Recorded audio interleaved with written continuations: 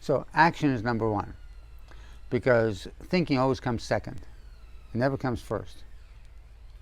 I mean, you don't think first. You do so for something first. I mean, something happens to you before you can think. So something stimulates you physically before you can think. You can't just think without physical stimulation. We forget that because we think that we're just thinking. But we're not just thinking abstract thoughts. Those thoughts, the impetus to think comes from a physical sensation. Whether it's a memory that has affected you emotionally, emotional memory, or something from your past, or something that gives you some emotional inner response that makes you want to think about it. It's not desire. There's a desire there. Like thinking doesn't happen on its own. What about all the the mind, random thoughts that go through our mind? That's just uncategorized data. Oh, that's an interesting Uncategorized data. label. Can you? Yeah, but we've all got that marching through, except for you. Train yourself not to think. I like uncategorized data because it's there. Everything's there all at the same time. So it's more accessible. Not through thinking, but through action. Because they're there to help you in a time of need. So when you need an answer, you get it from the uncategorized data. You don't get it from the categorized data. Because the categorized data, you would have answered it already. So if you can't find the answer, you go to the uncategorized data. I mean, the stuff that you haven't categorized, experiences or thoughts that you haven't put into the little box, and you say, okay, this is for that. This type of thinking is for doing math. This type of thinking is for doing my art. This type of thinking is for socializing, when I'm being a social butterfly. This is kind of for work, so I'm more productive. So there's different types of thinking, or romantic thoughts, or any kind of acting in sports, thinking and visualizing so you can be better at something. They're all categorized. But if you come up against a problem you don't have an immediate answer for, that means the categorized information is not sufficient. So you go to the uncategorized. You go in the junk pile. You go to those ideas. If you tend to be like me, where I write down ideas on a piece of paper and then pile them up at the desk at some point, then when I'm looking for ideas, I go back to those. I go back to stuff I wrote, just randomly thoughts I wrote days or months or years ago, and I find the answer. So the mind is like that. So this uncategorized thinking is like a piece of paper you write thoughts on, and you leave them on your desk, and then you go through them to find some answer, like randomly. Because the organized mind was not able to answer them. The categorized information was not able to give you the answer.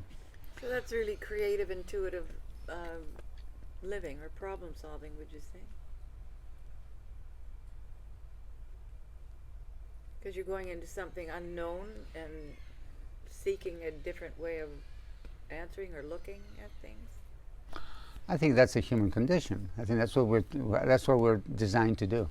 We're designed to explore. We're designed to grow. We're designed to expand our awareness. We're designed to expand our nervous system. So this all comes because we're not hardwired. Our nervous system is not hardwired. I mean, some people even say that's what makes us human. When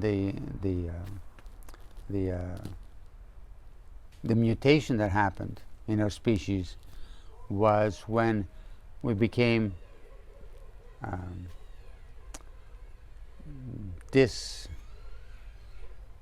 hardwired. Like our nervous system was at some point was hardwired, just like the animals. They're born and they can walk around immediately, or within a few days they can become independent. We have a long gestation period. I mean, our nervous system is not prepared to be alive on this planet when we're born. We have to be taken care of. We have to be taught. And unfortunately, we're not taught how to even walk. We just do it on our own. Just watch everybody and do what they do. So, but our nervous system is not, it needs to grow, needs to learn. So, and you can learn endlessly. There's no limit to what we can learn and how we can expand our nervous system, even beyond our bodies. Through, feeling other people who are far away, your nervous system expands to them. I mean, when two nervous systems come together, if there's a relationship or some strong bond, emotional bond or intellectual bond, even any kind of bond, any kind of feeling of mutuality, then there is a capability to feel them, even if they're on the other side of the planet.